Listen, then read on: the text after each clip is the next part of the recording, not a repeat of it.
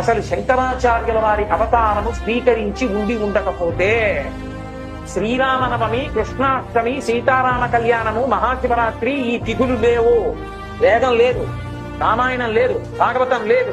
మీరు నేను ఇలా గుళ్ళో కూర్చోవడం ఉండదు, ప్రవచనం చెప్పుకోవడం ఉండదు. శంకర భగవత్పాదుల అవతార స్వీకారము చేసే వాటికి లోకంలో ఉన్నటువంటి స్థితి అటువంటి స్థితిలో ఏ రాసు ప్రాపకం లేకుండా తనకు తానై ఒక్క వ్యక్తి సత్యదండాన్ని చేతపట్టి భరతఖండ 4 చెరగుల సన్యాసాశ్రమ ధర్మ ప్రకారం పాదచారి అయి పర్యటించి అవైదికమైనటువంటి వాదనలన్నిటినీ ఖండించి మళ్లీ సనాతన ధర్మ వైభవాన్ని పునరుద్ధరించి సనాతన ధర్మాంతర్గతమైనటువంటి అద్వైత సిద్ధాంతాన్ని ఆవిష్కరించిన మహాపురుషులు శంకర భగవత్పాదులు.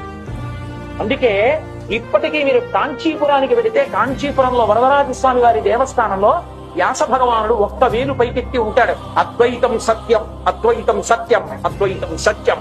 శంకరుల చేత వేదాంతర్గతముగా ప్రబోధింపబడిన అద్వైత సిద్ధాంతము సత్యమో అని వ్యాసుడు చాటి చెప్తూ ఉంటాడు వరదరాజస్వామి.